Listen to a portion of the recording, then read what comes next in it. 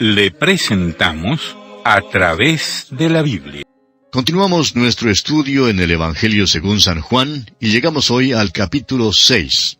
Encontramos aquí la alimentación milagrosa de los 5,000. Este es el único milagro de Jesús que todos los 4 evangelios relatan. En el Evangelio según San Juan, como resultado de este milagro, nuestro Señor da un discurso sobre el pan de vida. Este es el método que Juan emplea. Llama a los milagros señales, pues indican que cumplen cierto propósito. Juan también escoge solo ciertos milagros. Usted recordará que Juan dijo allá en el capítulo 20, versículos 30 y 31, hizo además Jesús muchas otras señales en presencia de sus discípulos, las cuales no están escritas en este libro. Pero éstas se han escrito para que creáis que Jesús es el Cristo, el Hijo de Dios, y para que creyendo tengáis vida en su nombre. En verdad, esta es la clave del Evangelio según San Juan.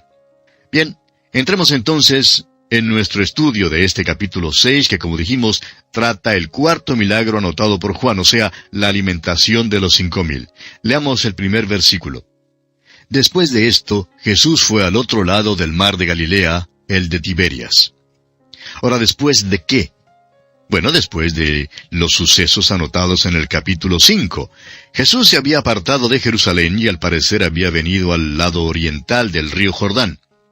Ahora cruza el mar de Galilea y llega a la región del norte. Aparentemente esto ocurrió como 6 meses a 1 año después de los eventos del capítulo 5 y como 1 año antes de su crucifixión. La manera en que podemos fechar estos eventos es según las fiestas que Juan menciona. Como ya hemos dicho, Juan relaciona el Evangelio con un calendario y un mapa de la topografía de la tierra. De esa manera, Juan explica que Jesús, el que vino de la gloria del cielo, el Verbo que fue hecho carne, el que habitó entre nosotros, caminó junto al mar de Galilea y fue hasta Caná, a Nazaret, a Capernaum, a Betsaida, a Jerusalén, a Decápolis, etc. Por eso leemos aquí que Jesús se fue al otro lado del mar de Galilea. Ahora pasemos hasta el versículo 4. Y estaba cerca la Pascua, la fiesta de los judíos. Al parecer, Jesús había vuelto a la tierra de Galilea porque en el capítulo 5 había estado en Jerusalén, entrando por la puerta llamada de las ovejas. Por tanto, hay cierto transcurso de tiempo hasta el capítulo 6, cuando Jesús fue al otro lado del mar de Galilea. Volvamos ahora al versículo 2. Y le seguía gran multitud porque veían las señales que hacía en los enfermos. En verdad, esta gran multitud no creyó en él de una manera salvadora, no confiaba en él. Tenía interés en sus milagros y querían hacerle su rey porque él había llenado sus estómagos. Pero amigo oyente, él no va a ser el rey de su estómago. Él es el rey y el señor de nuestras vidas y corazones. Este es el motivo por el cual Juan había dicho allá en el principio que Jesús no tenía necesidad que nadie le diera testimonio del hombre, pues él sabía lo que había en el hombre. No se fiaba de la multitud en Jerusalén, ni tampoco se fiará de esta multitud que ahora se reúne alrededor de él. El mayor interés era y es una curiosidad por ver los milagros que hacía. Leamos ahora el versículo 3. Entonces subió Jesús a un monte y se sentó allí con sus discípulos. El lugar que se señala aquí no es realmente lo que nosotros llamaríamos un monte. Es que en aquella tierra, 1000 metros es la altura máxima de los cerros, pero aún así son muy escarpados. El monte, que hoy en día señalan como el monte mencionado en este versículo, es un sitio muy bello, y bien pudo haber sido el lugar donde Jesús alimentó a los 5,000. Es un monte situado cerca de la ciudad de Capernaum. Pues bien, Jesús se subió a ese monte y se sentó allí con sus discípulos. La Pascua estaba próxima. Pasemos ahora al versículo 5. Cuando alzó Jesús los ojos y vio que había venido a él gran multitud, dijo a Felipe, ¿de dónde compraremos pan para que coman estos? Felipe era muy quieto, nunca tenía mucho que decir. Nuestro Señor trató de hacerle hablar en esta ocasión en particular. Usted notará que al parecer Felipe y Andrés se habían juntado. Hallamos a Andrés en el versículo 8, dice, uno de sus discípulos, Andrés, hermano de Simón Pedro, le dijo. Ahora Andrés y Felipe evidentemente eran hombres muy activos, muy ocupados, pero simplemente no hablaban mucho. no se oye hablar a ninguno de los dos. Sin embargo, Andrés es quien trajo a Simón Pedro al Señor, y usted notará más adelante que los griegos vinieron a Felipe y a Andrés cuando querían ver a Jesús. Felipe se juntó con Andrés para enterarse de lo que debían hacer. Por tanto, aquí los hallamos juntos. Ahora, ¿será que nuestro Señor está pidiendo consejo? Amigo oyente, permítanos decirle que Él nunca pidió consejo a nadie. ¿No se ha fijado usted ya en cuanto a esto con respecto a su ministerio? ¿Por qué entonces le hizo esta pregunta a Felipe? Bueno, veamos el versículo 6. Pero esto decía para probarle, porque él sabía lo que había de hacer. Estaba probando a Felipe. De modo que Felipe contempló esa multitud que llegaba a 5,000 hombres, además de miles de mujeres y niños. Calculamos que debe haber habido allí unas 15,000 personas por lo menos. Amigo oyente, esa era una multitud regular, especialmente en aquella tierra y en aquel entonces. Cuando Felipe la vio llegando, no estaba pensando en ningún milagro. Leamos el versículo 7. Felipe le respondió, 200 denarios de pan no bastarían para que cada uno de ellos tomase un poco. ¿Cómo es que Felipe llegó a esa cantidad de dinero? ¿Qué quiso decir con 200 denarios? Bueno, creemos que eso era todo lo que tenían en la tesorería en aquel entonces. Probablemente Judas había dado su informe de tesorería aquella mañana, y eso era todo lo que tenían. Felipe miró pues a esa multitud y luego pensó en lo que tenían en la bolsa de la tesorería y dijo que 200 denarios de pan, pues no sería suficiente para que toda esa multitud comiera. Un denario valía aproximadamente de 16 a 20 centavos de dólar. Aquellos 200 denarios, pues, habrían tenido un valor entre 30 y 40 dólares. Amigo oyente, no les era posible alimentar a 15,000 personas con solo 40 dólares. Los otros evangelistas nos dicen que los discípulos trataron de aconsejar al Señor Jesús. Quisieron ser miembros de la junta directiva. Le dijeron, ¿por qué no mandas que se vaya la multitud? Pero nuestro Señor les respondió, no voy a mandar que se vayan. Voy a mandar que se sienten en grupos y voy a darles de comer. Usted puede leerlo en el Evangelio según San Lucas capítulo 9. Estos mismos hombres que se habían postulado a sí mismos a la junta directiva, luego los vemos desempeñando el papel de camareros sirviendo a la multitud. Y eso es lo que debían de haber estado haciendo todo el tiempo. Quisiéramos ahora decir algo que nos encontramos en una posición de decirlo. Hay demasiados hombres en la iglesia hoy en día que desean tener un puesto oficial, quieren servir en la mesa directiva, quieren mandar lo que hable el pastor. Pero muchas veces, en primer lugar, no tienen la información que necesitan tener.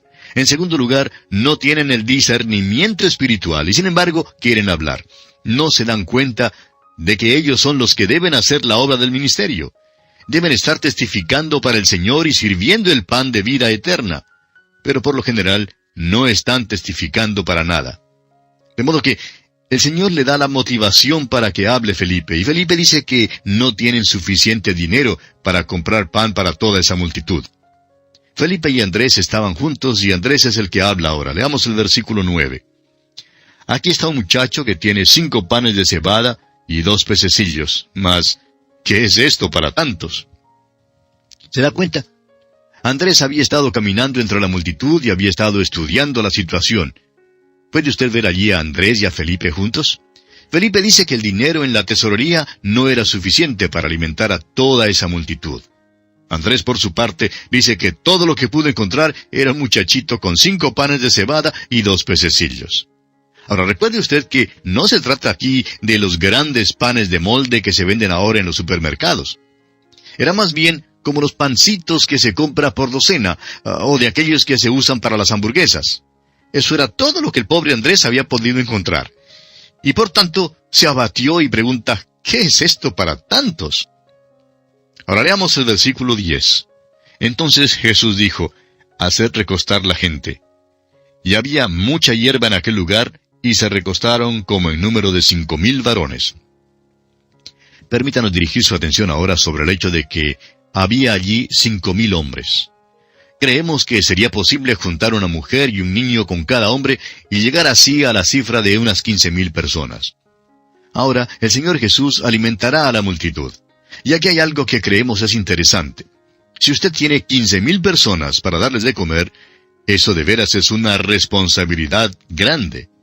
Si tiene 5 panes y 2 pececillos, más los 200 denarios, que igualan a unos $40. Entonces, amigo oyente, estos son los recursos disponibles. Y permítanos decir que si un comité hubiera entregado un informe de aquellos saberes y de aquella responsabilidad, quizá habrían dicho, no hay nada que se pueda hacer. Alguien ha definido a un comité como un grupo de personas las cuales individualmente no pueden hacer nada, pero que juntas pueden decidir que nada se puede hacer. O también que un comité es un grupo de personas que anotan las minutas y desperdician las horas. Pues bien, aquí está el informe del comité. Tenemos 200 denarios, 5 panes y 2 pececillos. Pero son 15,000 personas las que tienen hambre. Pues no podremos hacer nada. Como usted ve, amigo oyente, lo que les faltaba en esta ecuación son lo que llamamos las matemáticas de un milagro. Les faltaba a Jesús. Amigo oyente, si usted tiene 5 panes, más 2 pececillos, más Jesús, entonces tiene algo. Pero sin Él, no tiene nada, absolutamente nada. Jesús les dijo pues que mandaran a los hombres a que se sentaran, y estos se sentaron. Ahora el evangelista Marcos enfatiza en su relato el hecho de que se sentaron por grupos, es decir, cada uno de los grupos de personas que habían venido de cierta región, todos se sentaron juntos.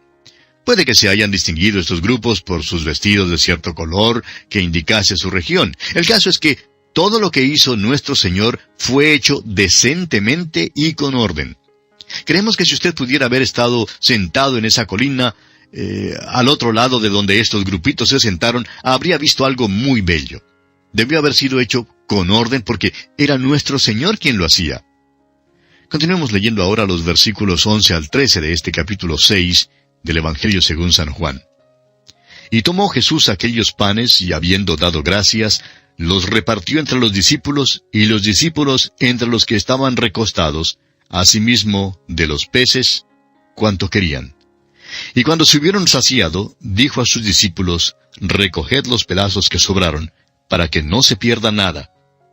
Recogieron pues, y llenaron 12 cestas de pedazos, que de los 5 panes de cebada sobraron a los que habían comido.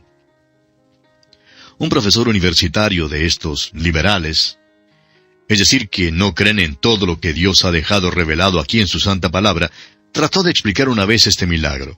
Y dijo que era que los discípulos previamente habían reunido estos panes y peces y que los habían guardado en una cueva a fin de que el Señor Jesús simplemente se volviera atrás hacia aquella cueva y luego los discípulos pues simplemente se los pasaban debajo de su brazo, bajo su túnica suelta. Algo así como si fuera un tipo de truco, una abracadabra y luego lo escribió. Lo único que aquella explicación tenía de malo era que no era práctica. Necesitamos tener más fe para creer tal supuesta explicación en vez de aceptar los hechos tal como realmente ocurrieron. En primer lugar, permítanos preguntarle, amigo oyente, ¿dónde en aquella región encontrarían una panadería que pudiera preparar tantos panes? ¿Y dónde conseguirían tantos peces en tan poco tiempo para esta ocasión? No tenemos indicio alguno de que Andrés y Pedro hubieran estado pescando. Esta explicación, pues, es tan absurda como ridícula, como usted bien puede verlo. La explicación entonces es que aquí ocurrió un milagro. Cuando usted incluye a Jesús en esto y lo suma en la columna de los saberes, usted tiene más de lo suficiente. El hecho es que tiene 12 cestas de pedazos que sobran. Ahora eso no quiere decir que eran migajas. Hay quienes creen que quizá una persona mordía un sándwich y al ver otro más grande, pues ponía el que había mordido a un lado para coger el más grande, y así los pedazos serían aquellos sobrantes que habían sido comidos parcialmente. Pero eso no es verdad, amigo oyente. Había 12 cestas de sobrantes que no habían sido tocados. Ahora, ¿sabe usted lo que eso significa? Significa que la multitud tomó todo lo que quiso comer. Y no nos olvidemos que muchos hombres de aquel entonces sufrían hambre. Había muchos entre la multitud aquel día y en aquella tierra que por primera vez en sus vidas llenaron de veras sus estómagos. ¿No ve usted, amigo oyente, que cuando el Señor Jesús hace algo, lo hace bien? Continuemos entonces con los versículos 14 y 15 de este capítulo 6 de Juan. Aquellos hombres entonces, viendo la señal que Jesús había hecho, dijeron, «Este verdaderamente es el profeta que había de venir al mundo». Pero entendiendo Jesús que iban a venir para apoderarse de él y hacerle rey, volvió a retirarse al monte él solo. Vemos aquí, sin lugar a dudas, que estaban siguiendo a Jesús porque hacía milagros. Y creemos que para poder salir de aquella multitud, Jesús hizo otro milagro. La razón por la cual se apartó de la multitud era porque querían hacerle rey. Ahora alguien dirá, bueno, ¿y no es rey? Sí, es verdad que vino como rey para ser rey. Eso es verdad. Pero esta no es la ruta por la cual llegaría a su majestad. Amigo oyente, no es mediante el estómago lleno. Es mediante el corazón obediente. Será sobre obedientes que Él reinará. Y de paso, notemos que ellos también tendrán el estómago lleno. Amigo oyente, no carecerán de nada. Pero esa no es la ruta por la cual Jesús llega a su majestad. Recuerde lo que aprendimos allá en el capítulo 2 de este Evangelio de Juan, versículo 25. Dice, y no tenía necesidad, es decir, Jesús no tenía necesidad de que nadie le diese testimonio del hombre, pues Él sabía lo que había en el hombre. Los hombres hoy en día todavía quieren tener un rey que les dé pan. Nuestro Señor no hará eso. Aunque ha alimentado a esta multitud y ha suplido su necesidad y la ha atendido, no será soberano según los términos de la multitud. Amigo oyente, la única manera en que Él vendrá a usted y a mí es según sus propias condiciones y no las nuestras. Debemos venir a Él según sus términos y satisfacer sus requisitos. Leamos ahora los versículos 16 hasta el 21 de este capítulo 6 del Evangelio según San Juan. Al anochecer descendieron sus discípulos al mar, y entrando en una barca iban cruzando el mar hacia Capernaum. Estaba ya oscuro, y Jesús no había venido a ellos. Y se levantaba el mar con un gran viento que soplaba. Cuando habían remado como 25 o 30 estadios, vieron a Jesús que andaba sobre el mar y se acercaba a la barca, y tuvieron miedo. Mas Él les dijo, Yo soy, no temáis. Ellos entonces con gusto le recibieron en la barca, la cual llegó enseguida a la tierra a donde iban. Los otros evangelistas nos dicen que enseguida hizo a los discípulos entrar en la barca para cruzar el mar, mientras que Él subía al monte para orar. Ya hemos mencionado que Jesús estaba en las inmediaciones de los cerros de Golán, y que estos tienen unos 1000 metros de altura. Un viento de aquellos que viene de sopetón apareció en el mar de Galilea. Y le digo, amigo oyente, que esta era una verdadera tempestad. Cuando ya estaban a unos 25 a 30 estadios en el mar, ya estaban a medio camino.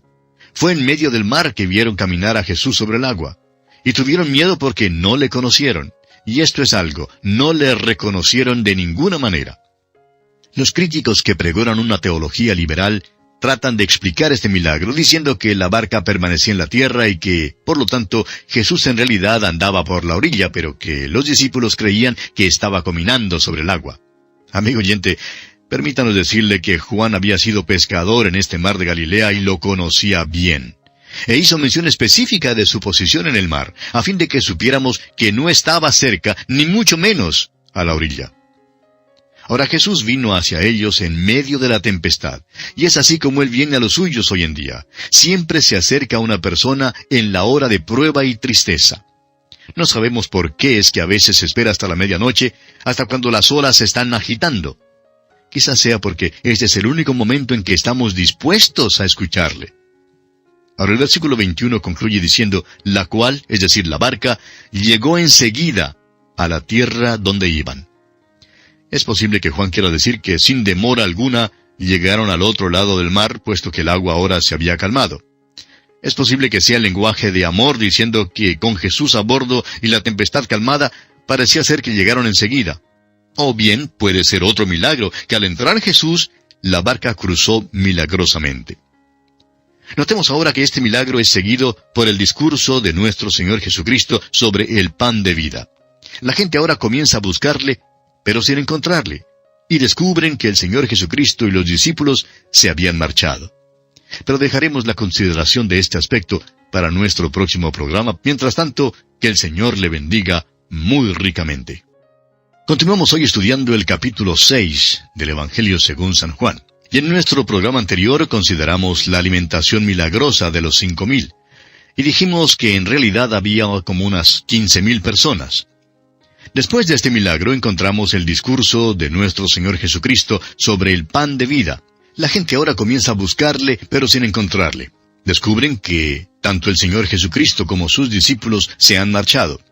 Comencemos pues leyendo los versículos 22 al 24 de este capítulo 6 del Evangelio según San Juan.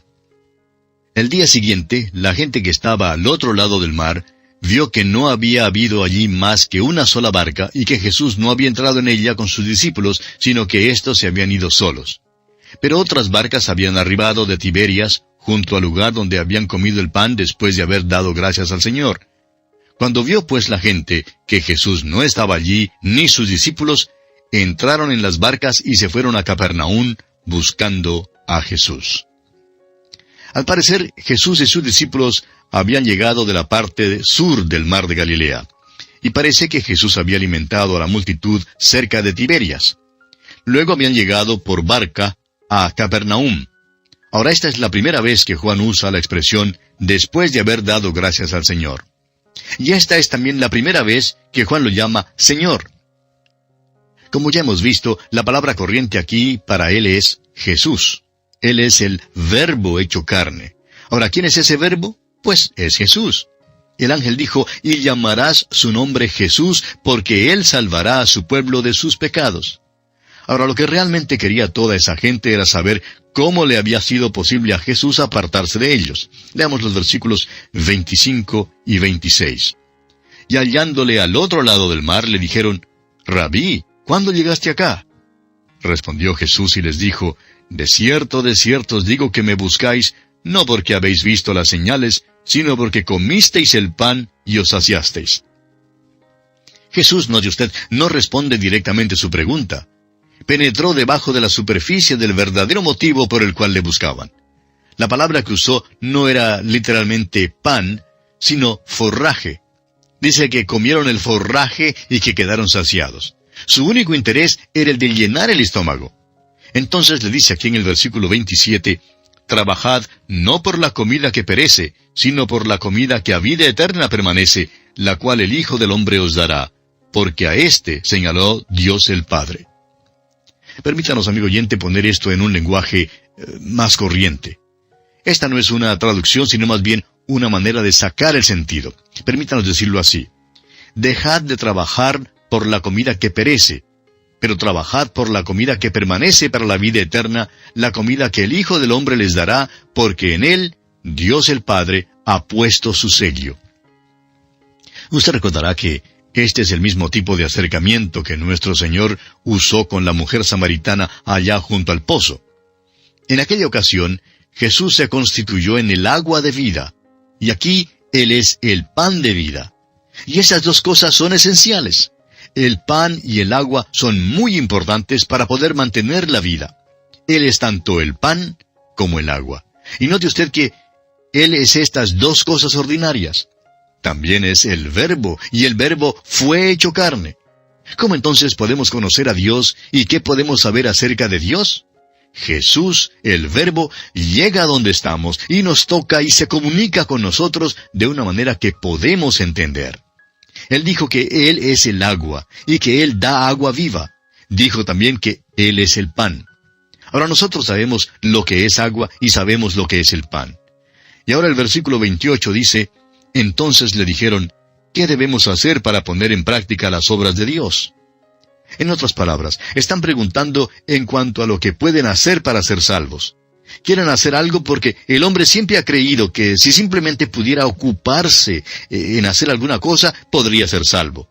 El hombre se cree enteramente capaz de lograr su propia salvación. Se cree competente para hacerlo y cree que Dios va a aceptar sus obras.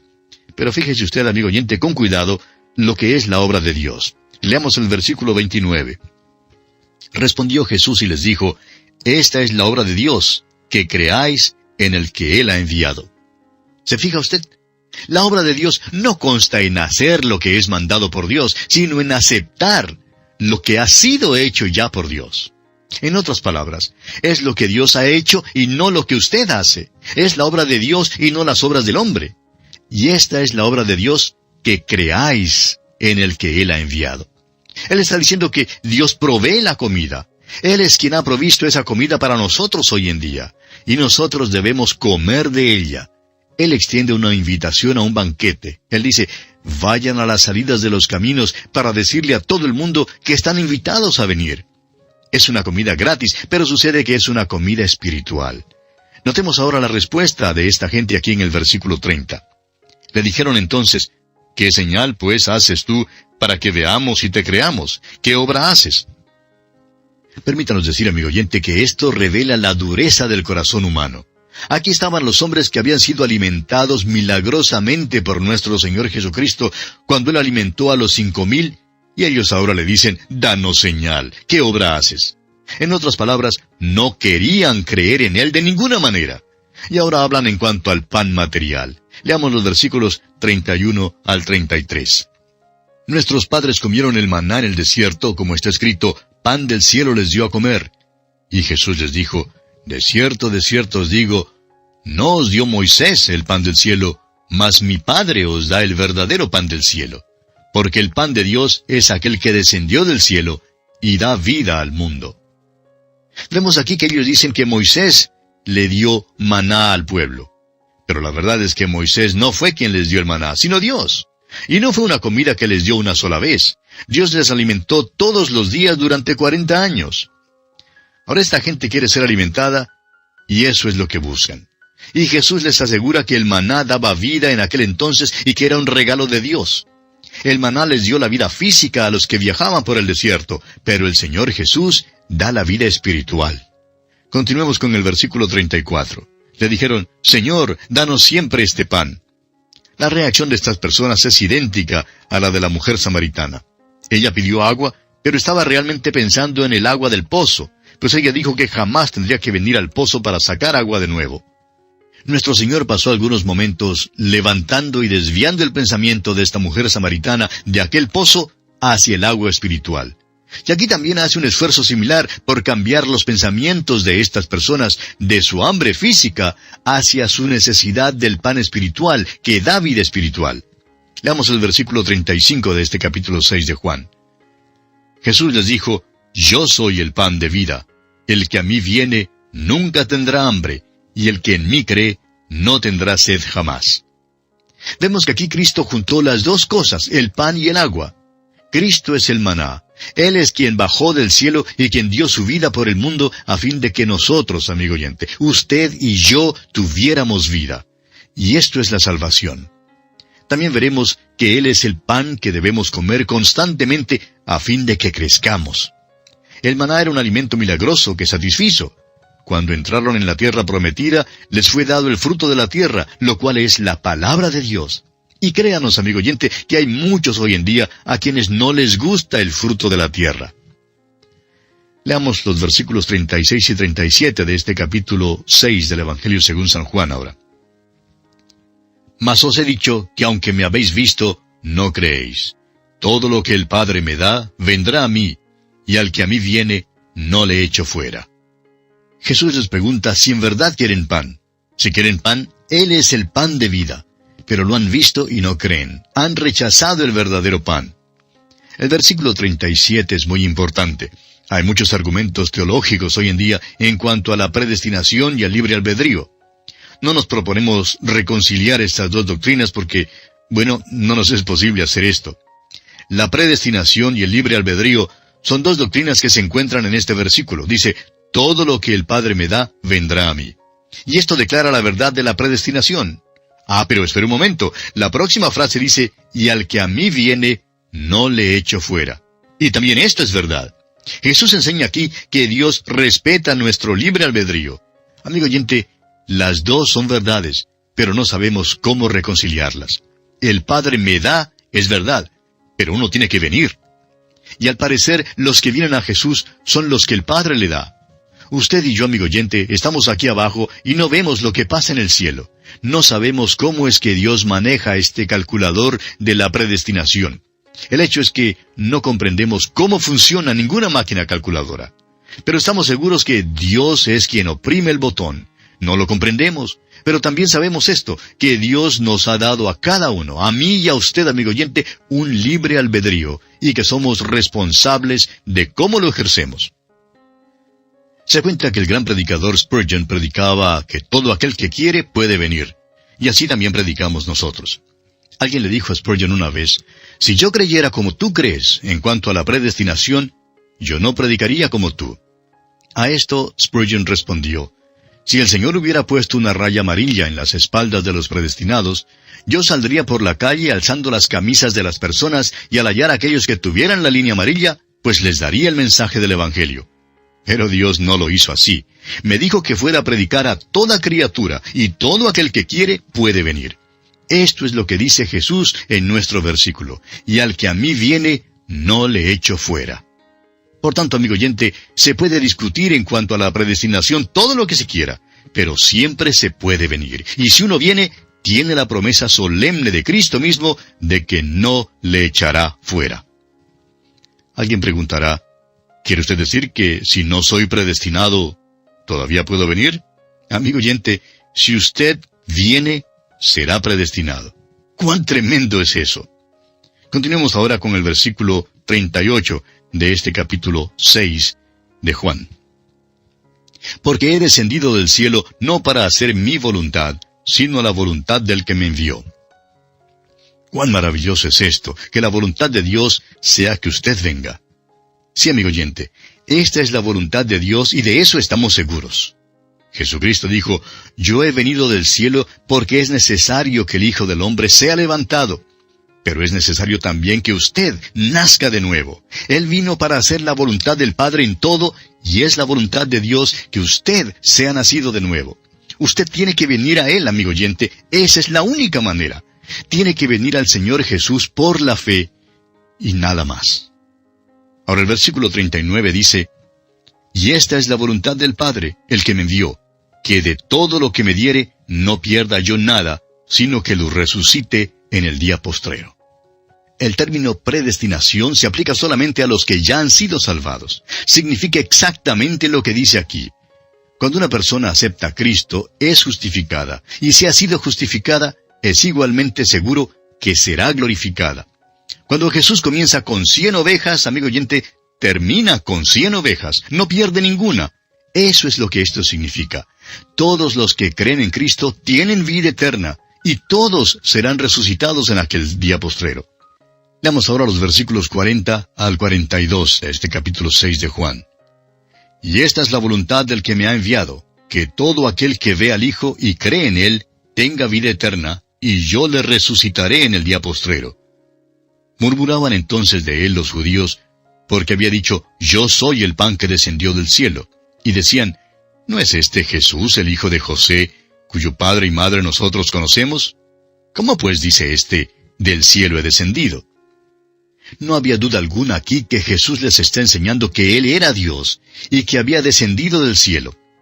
Permítanos decirle, amigo oyente, que en esta sección Él está enseñando su nacimiento virginal. Hay quienes dicen que el Señor Jesús nunca enseñó su nacimiento virginal. ¿Qué es lo que cree usted que está diciendo aquí, amigo oyente? Los judíos entendieron muy bien lo que Él decía. Preguntaron cómo podía ser verdad lo que Él decía, siendo que conocían a su padre y a su madre. ¿Cómo podía haber bajado del cielo? Bueno, fue por su nacimiento virginal. Como el ángel le dijo a María, fue el Espíritu Santo quien concibió aquel santo ser en ella. Esta sección aquí mismo es un complemento o una confirmación del nacimiento virginal y necesita ser añadida a las otras porciones de la Escritura que lo tratan. Comienza aquí en el versículo 38. He descendido del cielo. Esa es la historia de la Navidad. Glorias magníficas Él dejó para buscarme a mí. Solo su incomparable amor le hizo venir aquí. Vino de la gloria del cielo, descendió del trono para ascender a la cruz por usted y por mí, amigo oyente. Esto lo hizo mediante el nacimiento virginal. Esa es la historia de la Navidad, y amigo oyente, no habría ninguna historia navideña sin este nacimiento virginal. Aquí pues, los que escuchaban a Jesús entendieron inmediatamente y preguntaron, bueno, ¿y no es este Jesús, el hijo de José? Ellos creían que conocían a su padre y a su madre, pero la verdad es que no los conocían. Porque Jesús no era el hijo de José. Él había descendido del cielo. Continuemos con los versículos 43 y 44. Jesús respondió y les dijo, no murmuréis entre vosotros. Ninguno puede venir a mí si el Padre que me envió no le trajere, y yo le resucitaré en el día postrero. Esta es la elección divina. ¿Quiere usted que se la expliquemos? No se la podemos explicar. Dios le hace a usted responsable de ello, y usted sabe que es responsable. Sabe ahora mismo que usted es el que tiene que decidir si va a venir a Jesús o no. El Señor continúa hablando en el versículo 45 y dice, escrito está en los profetas, y serán todos enseñados por Dios. Así que todo aquel que oyó al Padre y aprendió de Él, viene a mí. Son casi innumerables los pasajes en el Antiguo Testamento que se refieren a esto. Por ejemplo, Isaías 54:13 dice, y todos tus hijos serán enseñados por Jehová, y se multiplicará la paz de tus hijos. En el capítulo 60, versículos 2 y 3, Isaías declara, porque he aquí que tinieblas cubrirán la tierra, y oscuridad las naciones, mas sobre ti amanecerá Jehová, y sobre ti será vista su gloria. Y andarán las naciones a tu luz, y los reyes al resplandor de tu nacimiento. Hay estas y muchas otras declaraciones que dicen que ellos podían acudir a Dios y que usted puede venir a Él. Y estas verdades son maravillosamente claras. El profeta Malaquías dice en el capítulo 4, versículo 2 de su profecía, mas a vosotros los que teméis mi nombre, nacerá el sol de justicia, y en sus alas traerá salvación. Y saldréis y saltaréis como becerros de la manada. Esta es otra referencia clave a esta verdad. Cada hombre que oye al Padre y aprende de Él, vendrá a mí. Eso es lo que se está diciendo aquí. Esta es la verdad central en todos estos pasajes. Si usted, amigo oyente, escucha la palabra de Dios, entonces vendrá a Cristo. El resto de este capítulo 6 del Evangelio según San Juan es tan importante que no nos atrevemos a considerarlo solo en forma general y superficial. Sin embargo, debido al tiempo de que disponemos, solamente nos es posible hacerle notar las cosas descollantes o sobresalientes. Leamos entonces los versículos 46 y 47. No que alguno haya visto al Padre, sino aquel que vino de Dios, éste ha visto al Padre. De cierto os digo, el que cree en mí, tiene vida eterna. El único que ha visto al Padre es el Señor Jesucristo. Y Él aclara sin lugar a dudas que cualquiera que cree en Él, tiene vida eterna. Esto, amigo oyente, no puede ser expresado de una manera más clara. Continuemos con los versículos 48 al 51 de este capítulo 6 de Juan. Yo soy el pan de vida. Vuestros padres comieron el maná en el desierto y murieron. Este es el pan que desciende del cielo, para que el que de él come, no muera. Yo soy el pan vivo que descendió del cielo. Si alguno comiere de este pan, vivirá para siempre. Y el pan que yo daré es mi carne, la cual yo daré por la vida del mundo. Él vino a esta tierra como el Verbo hecho carne, y va a la cruz para entregar allí su vida humana, como un sacrificio para pagar los pecados suyos y los míos. Alguien dirá, eso es demasiado vívido y fuerte. Y eso era lo que decían también en aquel entonces. Note usted lo que dice aquí el versículo 52 de Juan 6. Entonces los judíos contendían entre sí diciendo, ¿cómo puede éste darnos a comer su carne? Claro es que pensaban en su carne literal. Pero note usted la respuesta de Jesús aquí en los versículos 53 hasta el 58. Jesús les dijo, de cierto os digo, si no coméis la carne del Hijo del Hombre y bebéis su sangre, no tenéis vida en vosotros. El que come mi carne y bebe mi sangre, tiene vida eterna, y yo le resucitaré en el día postrero. Porque mi carne es verdadera comida, y mi sangre es verdadera bebida. El que come mi carne y bebe mi sangre, en mí permanece, y yo en él. Como me envió el Padre viviente, y yo vivo por el Padre, asimismo el que me come, él también vivirá por mí. Este es el pan que descendió del cielo, no como vuestros padres comieron el maná y murieron. El que come de este pan, vivirá eternamente. Amigo oyente, esta es una declaración asombrosa. Nuestro Señor está preparando a estos hombres para aquella última cena y para la institución de la cena del Señor. Y aquí tenemos que detenernos en esta oportunidad, amigo oyente. Continuaremos este interesante tema, Dios mediante, en nuestro próximo programa. Que las bendiciones del Señor reposen en usted, ahora y siempre. Continuamos hoy estudiando el capítulo 6 del Evangelio según San Juan. Y en nuestro programa anterior vimos que Jesús estaba hablando con esta gente que había venido del otro lado del mar. Y les decía que si ellos no comían la carne del Hijo del Hombre y bebían su sangre, no tendrían vida en ellos. porque su carne es verdadera comida y su sangre es verdadera bebida. Y enfatizó diciendo que Él es el pan que descendió del cielo, y el que come de este pan vivirá eternamente. Nuestro Señor estaba preparando a estos hombres para esa última cena y para la institución de la cena del Señor. Ahora, al parecer, esto es algo que no debe tomarse en sentido literal porque Él estaba allí mismo con ellos. No les dijo que debían comenzar a comerse su cuerpo ni a beber su sangre. Lo que Él les dice es que les dará su vida. En aquel aposento alto expresó claramente que la sangre es el símbolo de la vida. Como dice en Levítico 17:11, porque la vida de la carne en la sangre está. Dios había enseñado eso a su pueblo desde el mismo principio, cuando primero lo sacó de la tierra de Egipto. Y allí en el monte Sinaí, Moisés les dio esta declaración que también es verdad en el sentido médico. La vida de la carne está en la sangre. Jesucristo indica que derramará su sangre sobre la cruz y así nos dará su vida. Pero nosotros tenemos que aceptarle y recibirle de una manera muy íntima, muy personal. La salvación es mediante nuestra aceptación de su sangre que fue derramada en la cruz para darnos vida. Esta es la base del sacramento de la Cena del Señor. Amigo oyente, ha habido tanto desacuerdo entre los creyentes en las iglesias por todas las edades en cuanto a la interpretación de la Cena del Señor como lo ha habido en cuanto al bautismo. No creemos que hayan luchado tanto en cuanto a la Santa Cena, pero el desacuerdo todavía existe. Hoc est meus corpus. Esto es mi cuerpo. Cuando les dio el pan en la cena allá en el aposento alto, Él dijo, esto es mi cuerpo. Ahora ha habido diferentes maneras de interpretar estas palabras según la palabra que enfatice. Hay quienes enfatizan la palabra esto. Por ejemplo, dicen, esto es mi cuerpo. Dicen que es posible transformar ese pan en la misma carne de Cristo. Bueno, amigo oyente, no creemos que nuestro Señor enseñara el canibalismo ni nada parecido. Creemos más bien que el problema ha resultado al darle el mayor énfasis a la palabra que no debe tenerlo. Hay también quienes afirman que es por, con y en el pan que uno recibe el cuerpo de Cristo. Nuevamente, permítanos decir, amigo oyente, que creemos que esa afirmación yerra en cuanto a lo que nuestro Señor en verdad ha querido decir. Y hay aún quienes sostienen la posición de Zwingli. Él era otro de los reformadores y le dio una interpretación espiritual. Él creía que era simplemente un símbolo, solamente un rito religioso y nada más. Según este punto de vista, Jesús nos mandó a cumplir el rito y por eso lo cumplimos. Creemos que probablemente esta es la interpretación que la mayor parte del protestantismo le da hoy en día. Pero francamente, creemos que es tan errada en cuanto a la interpretación de la Cena del Señor como las dos anteriores.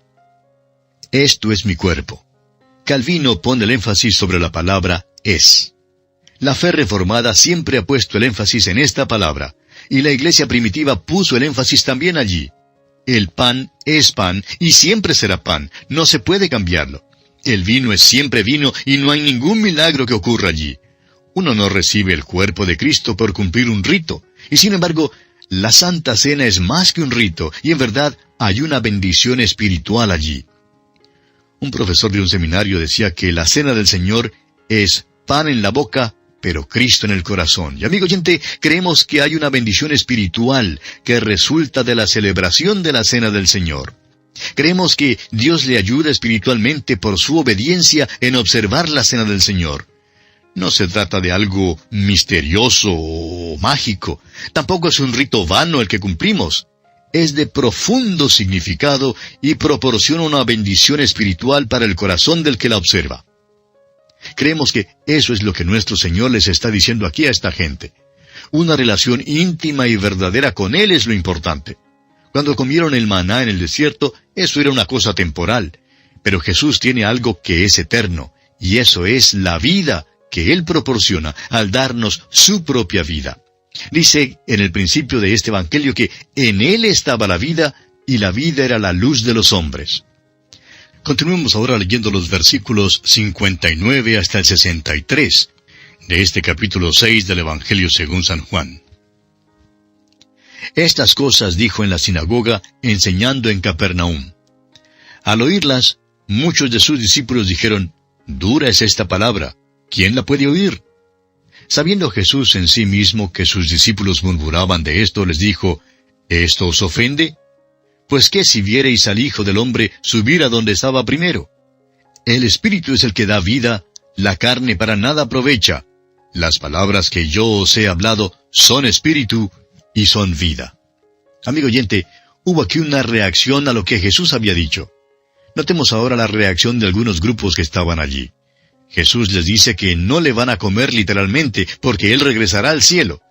La carne para nada aprovecha, pero el Espíritu es el que da la vida. Por tanto, amigo oyente, es obvio que no está hablando en cuanto a su cuerpo en sentido literal. Pero cuando por la fe participamos de la cena del Señor, y yo siempre gusto de la copa dulce, nos recordamos que Él bebió la copa amarga por mí y por usted en la cruz, para que pudiéramos beber esta copa dulce. Esa copa dulce sirve para recordarnos que Él derramó su sangre por nosotros, y esto, amigo oyente, es una gran bendición espiritual.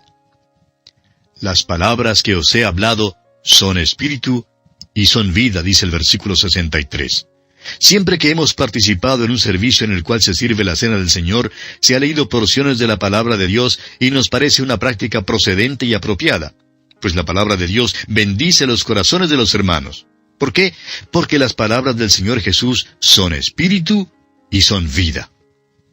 Continuemos ahora con los versículos 64 y 65 de este capítulo 6 del Evangelio según San Juan. Pero hay algunos de vosotros que no creen, porque Jesús sabía desde el principio quiénes eran los que no creían y quién le había de entregar.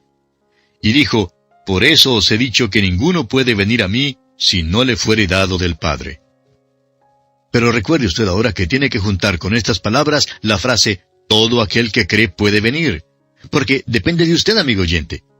Ahora el versículo 66 dice, desde entonces muchos de sus discípulos volvieron atrás y ya no andaban con él. Se puede ver aquí que en medio de ese grupo ya había los enemigos, principalmente entre las autoridades religiosas, que eran hostiles a Jesús. También estaban allí los discípulos, y entre los 12 estaba Judas. Los 12 estaban entre un grupo más grande de discípulos. Por tanto, en este tiempo había 4 opiniones en cuanto a él.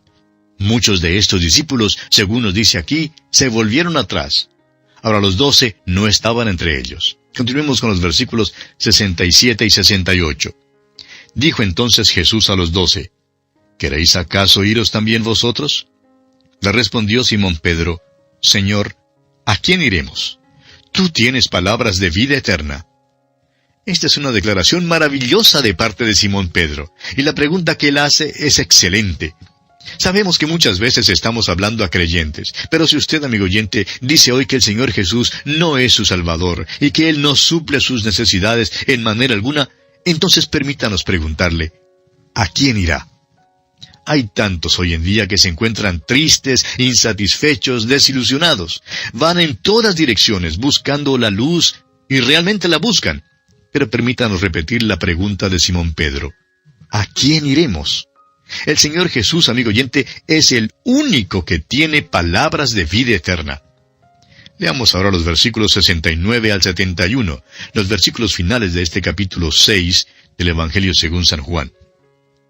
Y nosotros hemos creído y conocemos que tú eres el Cristo, el Hijo del Dios viviente.